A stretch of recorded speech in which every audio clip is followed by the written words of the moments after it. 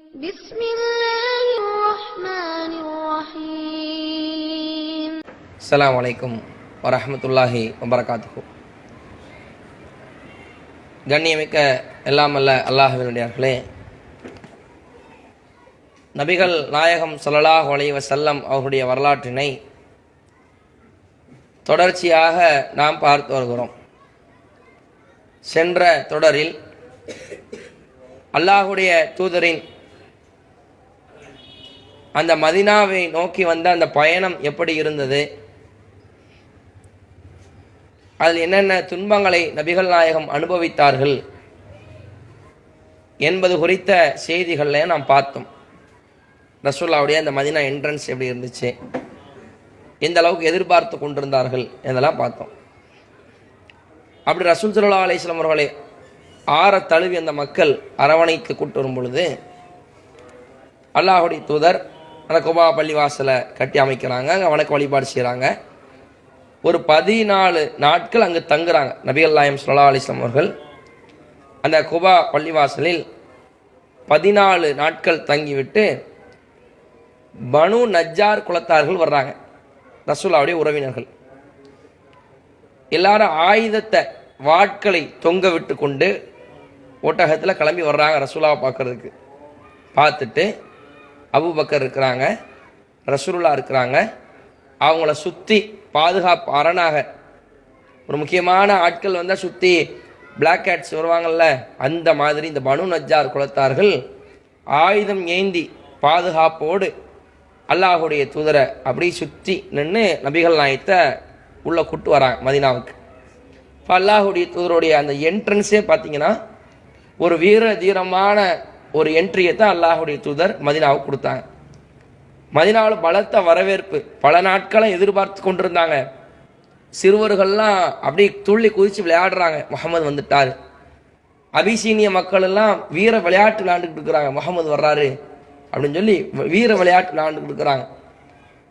மாடியிலிருந்து, மாடினா அந்த காலத்தில் குடிசையில் மாடி கட்ட இயலும், அப்படி மாடியிலிருந்து பெண்கள்லாம் எட்டி பார்த்து இதில் யார் முகமது யார் முகமது, ஒரே மதீனா பூரா பரபரப்பு. நபிகள் நாயகம் வரும்பொழுது இந்த அளவிற்கு ஒரு பரபரப்பில் நபிகள் நாயகம் ஸல்லல்லாஹு அலைஹி வஸல்லம் வீர தீரமாக மதீனாவுக்குள் நுழைகிறார்கள்.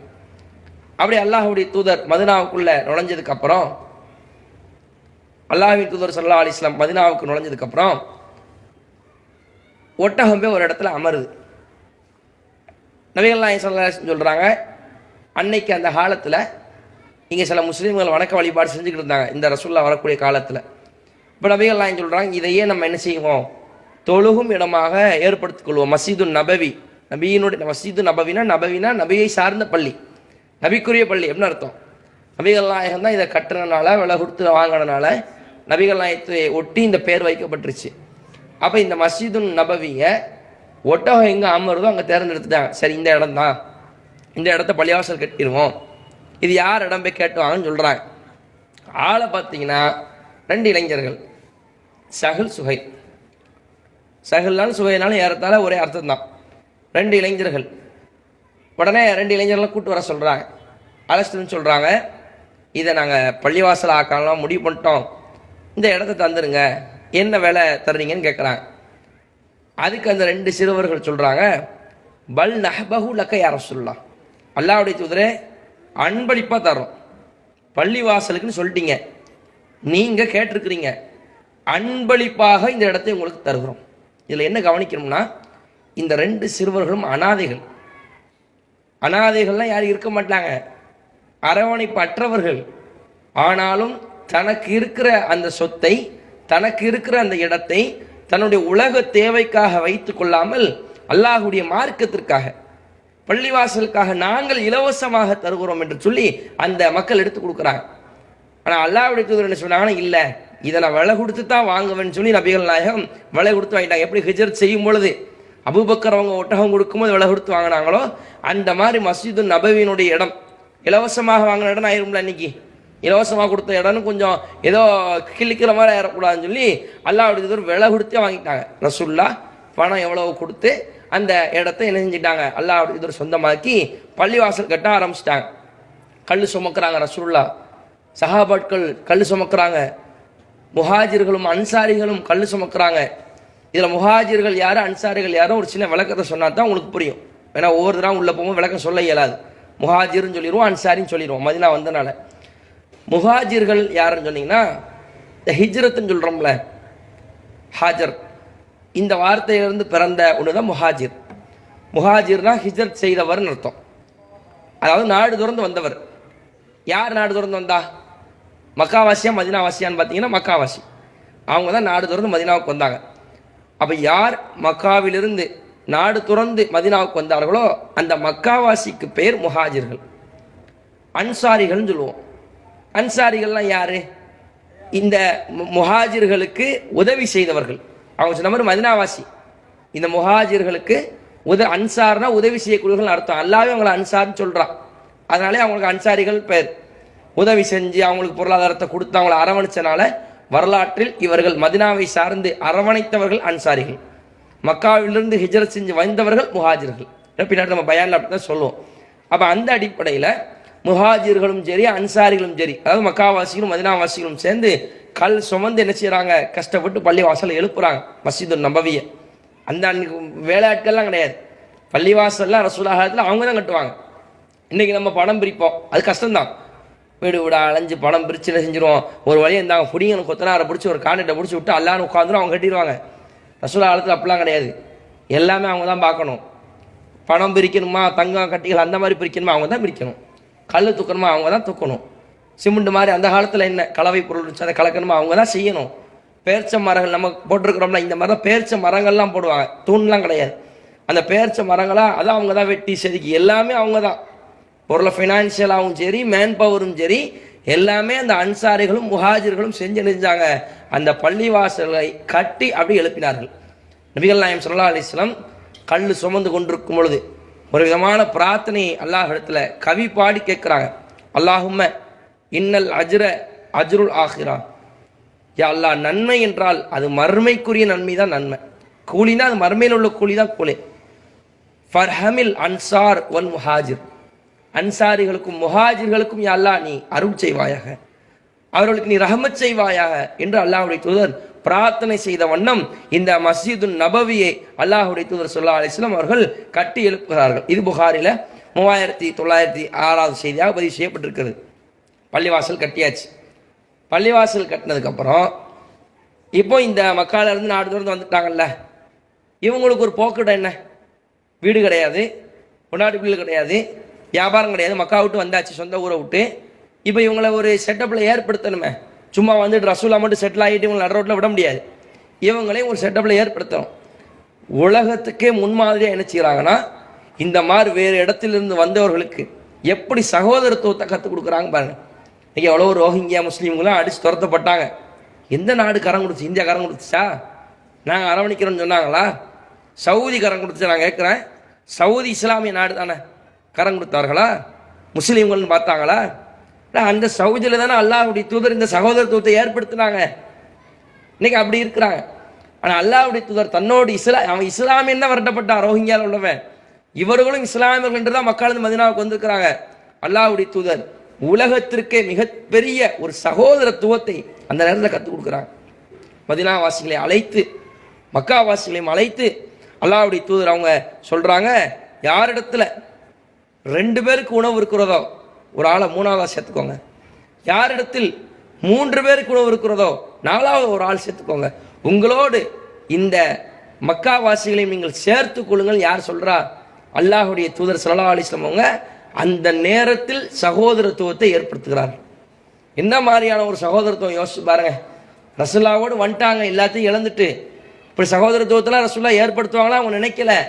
ஆனால் அல்லாஹ்வுடைய தூதர் அவர்களுக்கு ஒரு போக்கிடத்தை கொடுக்கணும். அல்லாஹ்வுடைய பாதைக்கு வந்துட்டாங்க, நம்மளை நம்பி வந்துட்டாங்க, விட்டுட்டு போக முடியாது. நமக்கு இங்கே மதிப்பு மரியாதை இருக்கு, நம்ம சொகுசா கூட இருந்துடலாம். ஆனால் சொகுசா இல்லை ரசூலுல்லாஹ், அது வேற. நம்ம நல்லா கூட இருந்துடலாம், ஆனால் இவர்களையும் கவனத்தில் கொள்ளணும்னு சொல்லி அவர்களுக்கு சகோதரத்துவத்தை ஏற்படுத்துறாங்க. எந்த அளவுக்கு இந்த மதீனாவாசிகள் தியாகம் செய்யக்கூடியவர்களாக இருந்தாங்கன்னா, ஒருத்தர் அப்துர் ரஹ்மான் பின் அவுஃப் அவங்களுக்கும், அவங்க மக்காவிலேருந்து இங்கே வந்தவங்க மதீனாவுக்கு. சாயித் ரலியல்லாஹு அன்ஹு இவங்க மதீனாவாசி. இந்த சாயித் சொல்கிறாங்க, அப்துர் ரஹ்மான் பின் அவுஃபே, என்கிட்ட விளைநிலங்கள் இருக்குது, அவங்க சொல்றாங்க, என்னுடைய மொத்த வியாபாரத்தில் இன்னி அக்ஸருல் அன்சாரி மாலன், அன்சாரிகளிலே நான் தான் மிகப்பெரிய பணக்காரன். அக்ஸிமு மாலி நிஸ்பைன், என்னுடைய பொருளாதாரத்தை 2 பங்காக வைக்கிறேன், ஒன்று உங்களுக்கு இன்னொன்று எனக்கு. ஒரே இம்ரத்தான், 2 மனைவிமார்கள் இருக்கிறார்கள். ஃபந்தூர் அஜபுஹுமா இலைக்க ஃபசம்மிஹா, 2 பேரை பாருங்க, யாருக்கு உங்களை பிடிச்சிருக்கா, அவங்களுக்கு பிடிச்சிருக்குதா உடனே சொல்லுங்க, நான் தலாக் பண்ணி அந்த என்னுடைய மனைவிமார்கள் நான் சுதந்திரமாக விட்டுடுறேன். அவங்களுடைய இத்தா காலம் முடிஞ்சதுக்கு அப்புறம் அவருடைய அனுமதியோடு நீங்க திருமணம் பண்ணிக்கோங்க, என்னுடைய செல்வத்தில் நான் பாதி தருகிறேன். என்னுடைய மனைவி மக்களில் ஒருவரை தலாக் செய்துவிட்டு அந்த மனைவியினுடைய சம்மதத்தோடு நீங்கள் அவங்களை திருமணம் செய்து கொள்ளுங்கள். சுருங்க சொன்னால் அவர்கள் அந்த அளவிற்கு தங்களுடைய பொருளாதாரத்தையும் அனைத்தையும் இழந்து இஸ்லாத்திற்காக, மார்க்கத்திற்காக யார் நாடு துறந்து கஷ்டப்பட்டு வந்திருக்கிறார்களோ அவர்களுக்காக இதை இழந்து அந்த அன்சாரி தோழர் சாத் அவர்கள் தன்னுடைய எல்லா தியாகத்தையும் செஞ்சாங்க. ஆனால் அப்துல் ரஹ்மான் அவுஃப் ஏற்றுக்கலை. அவங்க என்ன சொன்னாங்க தெரியுமா?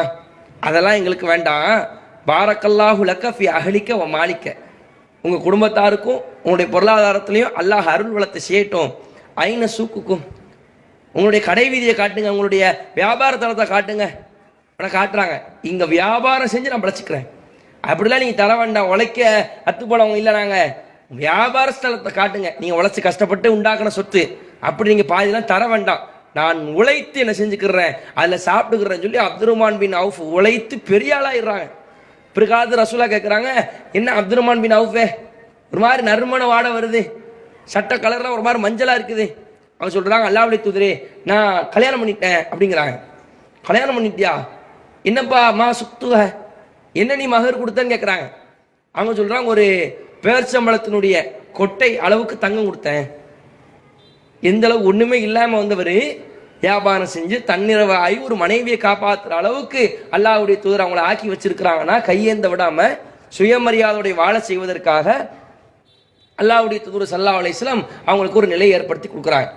அப்போ இந்த மாதிரி மதீனாவில் அல்லாஹ்வுடைய தூதர் சகோதரத்துவத்தை ஏற்படுத்துகிறாங்க. அந்த மக்கள் சொன்னாங்க, எங்களுடைய விளைநிலத்தெல்லாம் நாங்கள் தந்துடுறோம், பாதி பாதி பிரிச்சுக்கிறோம். ஆனால் ரசூலா சொன்னாங்க, அதெல்லாம் வேண்டாம், அவங்க வேலை பார்த்து கூலி எடுத்துக்கிறாங்கன்னு சொல்லி அந்த விளை நிலத்தில் அவங்க வேலை பார்த்தாங்க.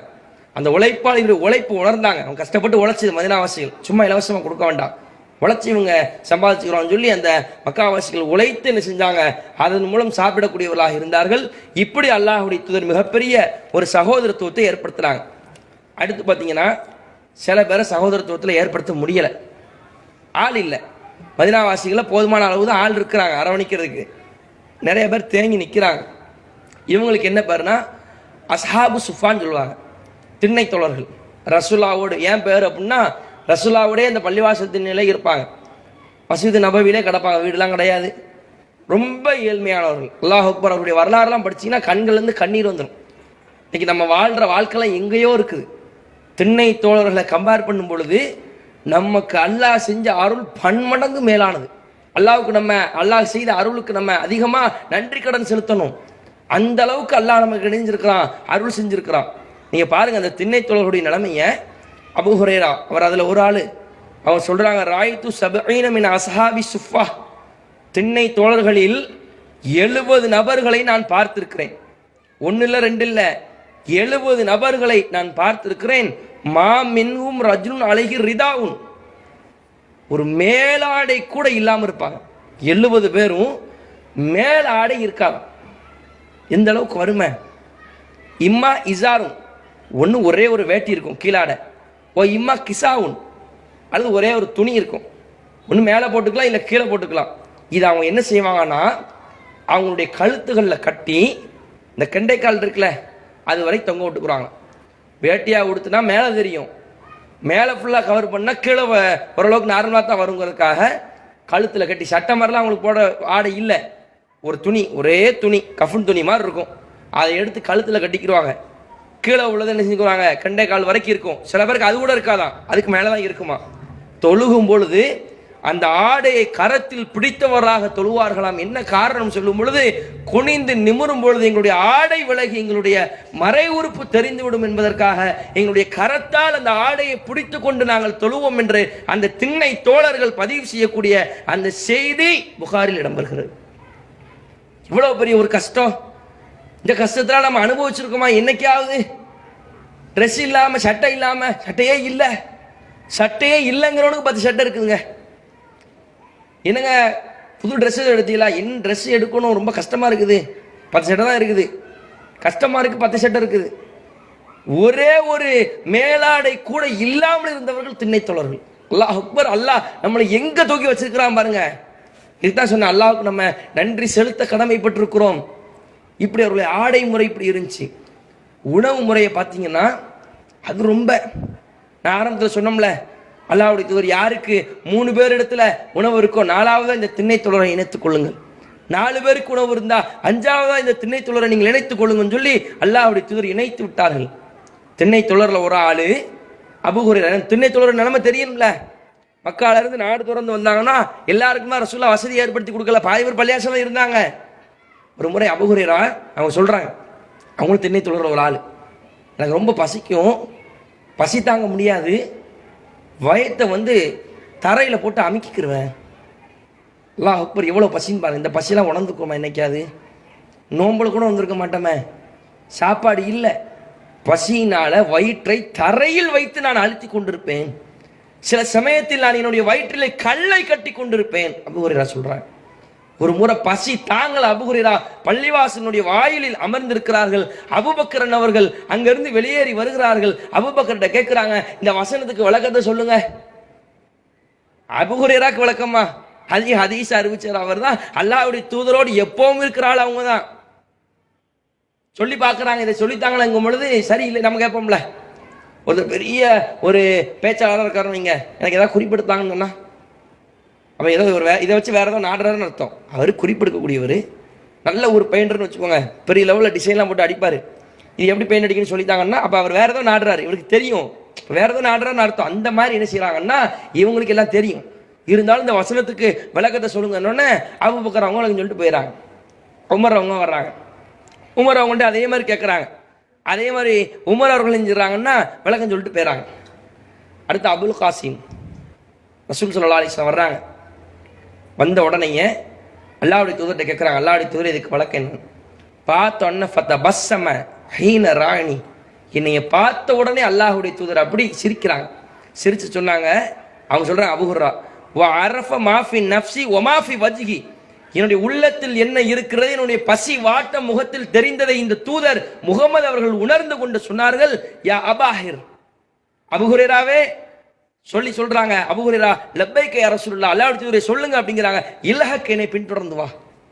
பார்த்தோன்னே பாடி லாங்குவேஜில் கண்டுபிடிச்சிட்டாங்க. வசனத்தை கேட்டோன்னே முகத்தை பார்க்குறாங்க, சரியில்லை ஆளு, ரசூலுல்லாஹ் கண்டுபிடிச்சிட்டாங்க. இப்படி கேட்குறவர் இல்லை, பாடி ரொம்ப வறண்டு போயிருக்கிறாரு. அபூ ஹுரைரா வாங்க போவோம், கூட்டு போயிட்டாங்க ரசூலுல்லாஹ். பார்த்தோன்னே இப்படி கண்டுபிடிக்கிறாங்க பாருங்க. அந்த அளவுக்கு ஒவ்வொரு சகோதரர் ரசூலுல்லாஹ் புரிஞ்சு வச்சிருந்தாங்க. கூட்டு போயிடுறாங்க. கூட்டு போயிட்டு பார்த்தா வீட்டுக்கு போகிறாங்க. ஃபர்ஸ்ட் போயிட்டாங்க ரசூலுல்லாஹ். வீட்டில் போய் பார்க்காங்க, அனுமதி கேட்டு வராங்க. பின்னாடி அபூ ஹுரைரா உள்ள வரலாமான்னு கேட்குறாங்க. உள்ள வாங்கன்னு சொல்கிறாங்க. ஒரு பால் சொம்பு இருக்குது, என்னம்மா ஆயிஷா யார் கொடுத்தா? இந்த மாதிரி ஒரு பெண்ணோ ஆனோ அன்பளிப்பு கொடுத்தாங்க அப்படின்னு சொன்னா, அப்படியா சரி, அப்போ அபூ ஹுரைரா நீங்கள் போய் திண்ணை தோழர்களை கூட்டு வாங்குறாங்க. அபூ ஹுரைரா யோசிக்க, பாலே ஒரு சொம்பு இருக்குது, திண்ணை தோழர்கள் 60-70 லிஸ்ட் நீளும், இது நமக்கே பத்தாதடா அப்படின்னு சொல்லி யோசிக்கிட்டே போகிறாங்க. இருந்தாலும் ரசூலுல்லாஹ் சொல்லிட்டாங்க, கட்டுப்பட்டுருவாங்க. அவங்க நம்மள மாதிரி இல்லை, ரசூலுல்லாஹ் சொன்னாங்கன்னா எதுக்கும் கட்டுப்பட்டுருவாங்க. அப்புறம் நேராக போய் திண்ணை தோழர்கள் எல்லாத்தையும் கூப்பிட்டு வராங்க. எல்லாம் ரவுண்டா 60-70 பேர் ரவுண்டா உட்காந்து எவ்வளோ பேர் ரவுண்டு பார்த்துக்கோங்க. ஆனால் ரசூலுல்லாஹ் பால் எடுத்து குடிக்க ரசூலுல்லாஹ் குடிக்காம மற்ற ஆளுகள் கொடுக்குறாங்க. இந்த ரசூலுல்லாஹை பற்றி இந்த அபூ ஹுரைரா சொல்லும் பொழுது ரசூலுல்லாஹுக்கு என்ன அன்பளிப்பு வந்தாலும் அவங்க கொடுத்துருவாங்க, ஒன்றும் கூட எடுக்க மாட்டாங்க. தனக்கு வந்த அன்பளிப்பு பாலா கரியா உணவா ஹைசுன்னு அந்த மாவு ரொட்டி எல்லாம் முதல்ல திண்ணை தோழர் அவன் இருக்கிறான், அவங்க காத்திருக்கிறாங்க, பசியோடு இருக்கிறாங்க. அவங்களுக்கு யாருக்கு? நான் தான் இருக்கிறேன், அவங்களுக்கு எல்லாத்தையும் எல்லாம் எடுக்கிறாங்க, அள்ளி கொடுத்தாங்க. அந்த அடிப்படையில் பாலை முதல்ல கொடுக்குறாங்க. ரவுண்ட்ஸ் போகுது, ஒவ்வொரு ஆளாக குடிக்கிறான். அல்லாவுடைய பரக்கத். ஒரு சொம்பு பால் தான் ரசூலுல்லாஹ்வுடைய துவாவின் மூலம் அல்லாஹ் என்ன செய்வான், அப்படி பரக்கத்தான சம்பவங்கள் நிறைய இருக்குது. அப்படி பரக்கத்தில் பாலை குடிச்சிக்கிட்டே இருக்கிறாங்க ஒவ்வொரு ஆளும்.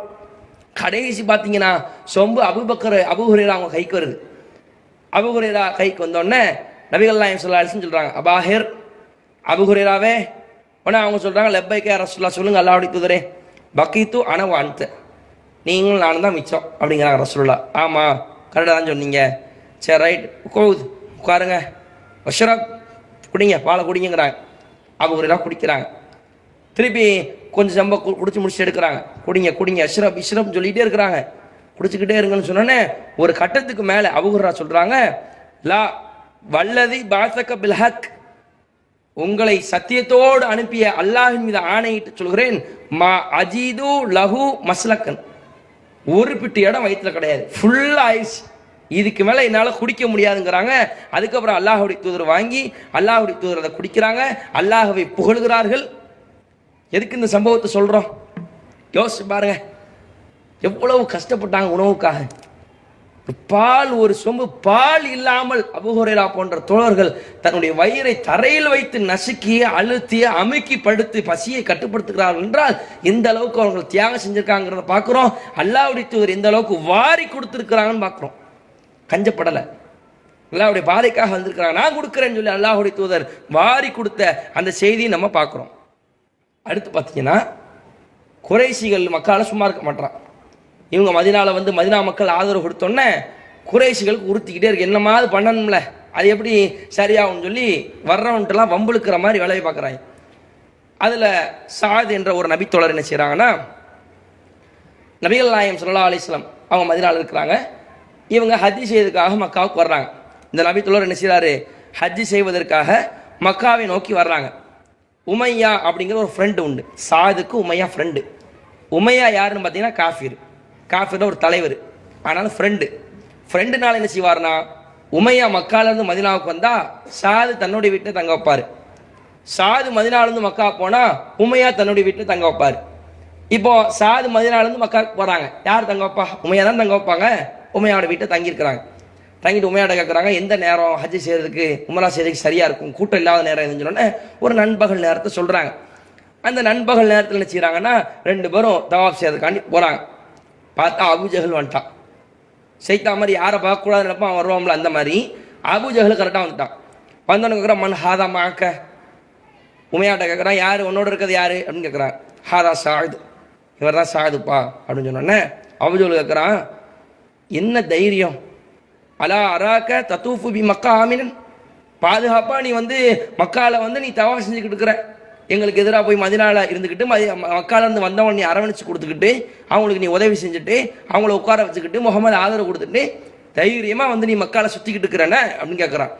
உடனே இப்படி நடக்கும் பொழுது இவன் சத்தத்தை ஏற்றி பேசுறான். இவங்க சும்மா இல்லை, யாரு இந்த சாது, அவங்க பயந்தவங்க கிடையாதுல்ல, அல்லாஹ்வுடைய தூதர் வார்த்தை எடுத்தவங்க தானே.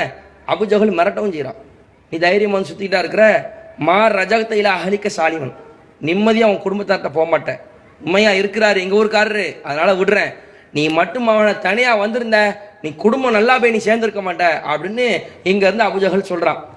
ரசூலா வார்த்தை எடுத்த சஹாபாக்கள் எப்படி அபூஜஹல் சொன்னோன்னே கையை கட்டிட்டு போகக்கூடியவங்களா, பயப்படக்கூடியவங்களா? அவங்க தான் எல்லாத்தையும் திறந்துட்டாங்களே, உயிரிலேருந்து எல்லாத்தையுமே. அப்போ இவங்க சும்மா இருக்கல, பதிலுக்கு இவங்க ஒரு ரஃபா சவுத்து அழகி அவனை விட சத்தத்தை உயர்த்தி சொல்கிறாங்க, ஆமா வல்லாஹி, அல்லாஹின் மீது ஆணையாக, லஇன் மனாத்தனி, மவனை நீ மட்டும் என்னை இங்க நீ தடுத்த, ஹாதா ல அம்னானக மாஹுவா ஷத்து அலைக்க மின்ஹு தரீக்க காலம் மதினா, இதை விட கடுமையா நீ வணிகத்துக்கு அங்க மதினா வந்துதான் அவனு சாலையில உட்காந்து உன்னை மறிச்சிருவேன், இங்க தடுக்கிறது கூட எனக்கு வணக்க வழிபாடு, நீ அங்கதான் வரணும் வியாபாரம் பார்க்க என் ஊருக்கு மதினாவுக்கு, இங்க நீ தடுத்தனா நீ தடுத்து பாரு, மதினா பாதைகள்ல உன்னை அமர்ந்து உன்னை சும்மா விட மாட்டேன்னு சொல்லி சாது அவங்க சவுண்டை ஏத்தி பேசுறாங்க. ரசூலுல்லாஹ்வுடைய ஆளாச்ச சவுண்டை ஏற்றி பேசணுன்னு உமையாவுக்கு பயம், என்னடா இப்படி பார்த்து யாரும் கண்ணில் பற்றக்கூடாதுன்னு கூப்பிட்டு வந்தா இந்த அளவுக்கு சவுண்டை ரைஸ் பண்ணி பேசுறாரு, யார்கிட்டங்க சவுண்டை ரைஸ் பண்ணி பேசுறியா, அபூஜஹல் நிற்கிறாருங்க, சவுண்டை குறைங்கிறாரு, நீ விலகு, நீ யார் முதல்ல, இப்போ அப்படியே சொல்றாங்க, விலகு, நீங்க இந்த விஷயத்தை நீங்க தலையிடாதீங்க, உங்களே ரசூலுல்லாஹ் கொலை சொல்லியிருக்காங்கட்டாங்க, கத்தலுக்க உங்களையும் ஒரு நாள் அந்த இஸ்லாமியர்கள் கொல்லுவார்கள் அப்படிங்கிறாங்க. உமையா ரொம்ப பீதி ஆயிட்டாரு, இன்னும் என்னையே கொள்வாங்க, அப்படி மக்காலையா கொள்வாங்க, அதெல்லாம் எனக்கு தெரியல, உங்களை கொள்ளுவாங்கன்னு 19 சொல்லிட்டு போயிட்டாரு, நீ அதுக்கு சரிப்பட்டு வர மாட்டேன்னு சொன்னா எதுக்குடாம்பாங்களா அந்த கதையா, உன்னை கொள்ளுவாங்க, எங்கப்பா கொள்ளுவாங்க, எப்பப்பா கொள்ளுவாங்க, அதெல்லாம் தெரியல, கொள்ளுவாங்கன்ட்டாங்க. கொள்ளுவாங்கன்னு இவருக்கு பயம், இவருக்கு விட்டு போயிட்டு மனைவிட்ட சொல்றது, இன்னைக்கு கொண்டு இந்த பாவி போய் சாதி சொல்றாரு என்ன செய்யணும், இவர் ஒரு பக்கம் சாதி அவங்க சொல்றதாக இவங்க ஒரு பக்கம் சொல்லிட்டு இருக்காங்க, மனைவி சொல்றாங்க எங்க வச்சு கொள்ளுவாங்களா, அதெல்லாம் தெரிலன்ட்டாரு, போருக்கே போகல, வீட்டிலே உட்காந்துட்டாரு, உள்ளூர்லே கொண்டு வருவாங்க, வெளியூர் போனால் நம்மளை கொண்டு வருவாங்கன்னு சொல்லி, பின்னாடி பதில் போருக்கெல்லாம் அவர் அபூஜஹல் கூப்பிட்றான், வாங்க அப்படிங்கிறான், இல்லை எனக்கு கொஞ்சம் ஒட்டகத்தில் வேலை இருக்குது நீங்கள் போயிட்டு வாங்க, பயம் வந்தால் போட்டு தள்ளிடுவாங்க.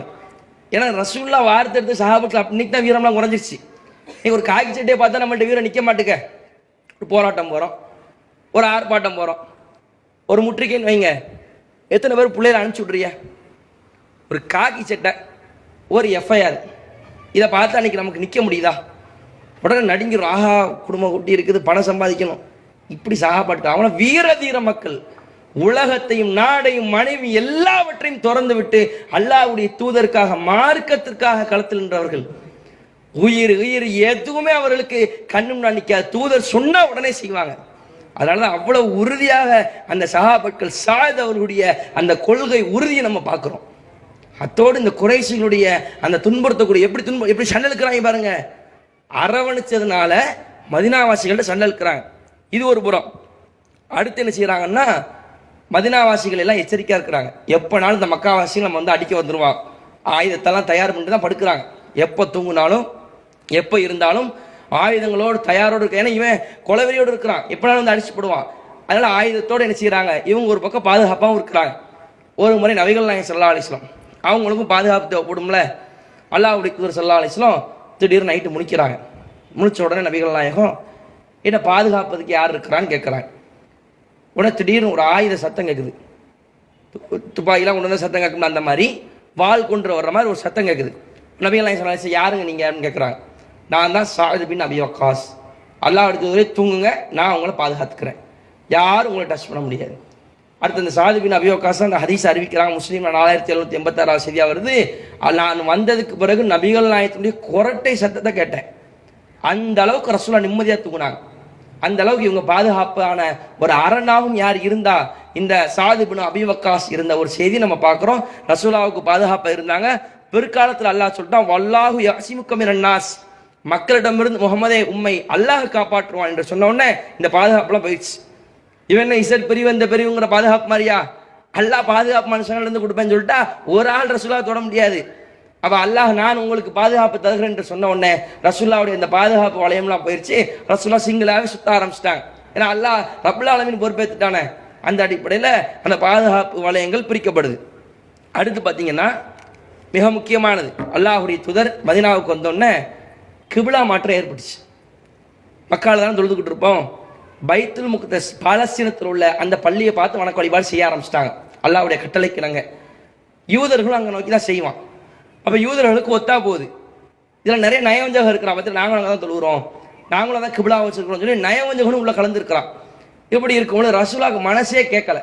ரசூலா கேட்டாலும் நம்ம மக்கா நோக்கி தான் தொழணும் இப்படின்னே ரசூலாவுடைய மனசு இருக்குது. அல்லாஹ் குர்ஆன் சொல்லலாம், அல்லாஹ் சூரத்துல் பக்ரால சொல்லும் பொழுது, முகமதே உன்னுடைய முகம் அடிக்கடி கதுநராத்த கல்லுப வஜஹக்க ஃபிஸ்ஸமா, முகமதே உன்னுடைய முகம் அடிக்கடி வானை நோக்கி திரும்புவதை நம்ம பார்க்குறோம். நீங்கள் அந்த கிபிலாவை இருக்கிறீங்க, நீங்கள் விரும்பிய கிபிலாவின் பக்கம் மஸ்ஜிதுல் ஹராமின் பக்கம் உங்களை நாங்கள் திருப்புகிறோம் என்று அல்லாஹ் வந்து அடுத்து மக்காவின் பக்கம் நீங்கள் திரும்புங்க, மக்காவை நோக்கி நீங்கள் தொழுவுங்க. கொஞ்சம் ஆண்டு இப்படி தொழுதாங்க. ஒரு 16 மாத காலம், ஒரு வருஷம் ஒரு 4 மாதம் எக்ஸ்ட்ரா என்ன செஞ்சாங்கன்னா பைத்துல் முக்தஸ் நோக்கி தொழுதாங்க. அப்புறம் அல்லாஹ் ரசூலா விரும்பின மாதிரியே திருப்பிட்டான். இதில் ஒரு முக்கியமான சம்பவம் இருக்குது. இதில் என்னென்னா, இந்த திரும்பக்கூடிய அந்த வசனம் இறங்கும் பொழுது ஒருத்தர் ரசூலாவோட அசர் தொழுகிறார். அந்த வசனம் இறங்கின உடனே பைத்துல் முக்தஸை பார்த்தா லொஹர் தொழுதுருக்கிறாங்க. வசனம் இறங்கிச்சு, நீங்கள் மக்காவை பார்த்து தொழுங்க.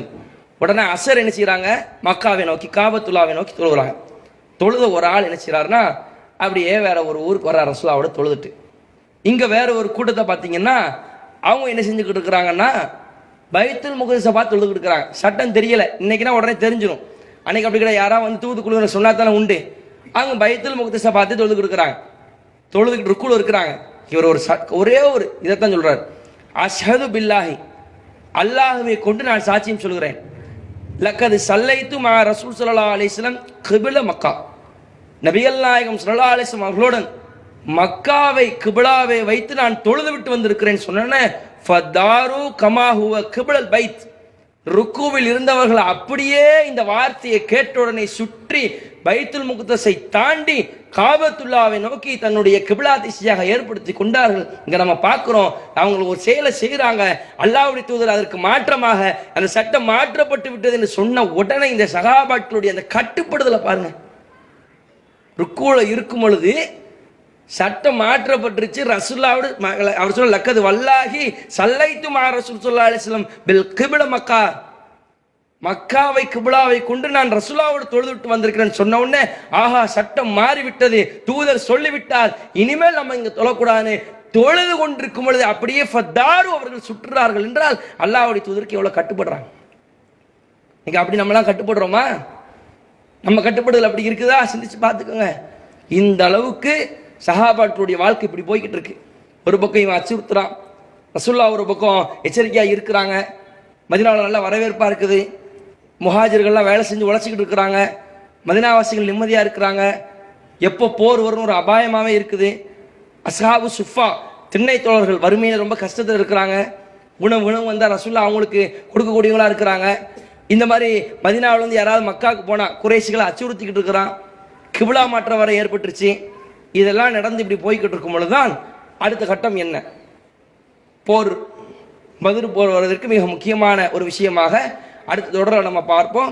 அல்லாஹ்வுடைய தூதர் போருக்கு அனுமதி வழங்கப்படுகிறது, போரை அல்லாஹ்வுடைய தூதர் சந்திக்கிறார்கள், அந்த பத்ரை எப்படி வெல்லுகிறார்கள், பத்ரில் எந்த மாதிரியான சோதனை இருந்தது, இந்த மாதிரியான ஒரு கொள்கை உறுதி, எந்த மாதிரியான அல்லாஹ்வுடைய உதவி இருந்தது, எல்லாம் இன்ஷா அல்லாஹ் அடுத்த தொடரில் போரான அந்த போரினுடைய வழிமுறைகள் நெறிமுறைகள் எப்படி, அதனுடைய சட்டத்திட்ட பைலா என்ன, அதை அல்லாஹ் அவர்களுக்கு ஹலாலாக்கி, ஹராம இருந்ததை ஹலாலாக்கி அதை நீங்க எப்படி எப்படி செய்யணும்னு அல்லாஹ் சொல்றான். அந்த போர்க்களத்துக்கு சஹாபாக்கள் தயாராகிறாங்க.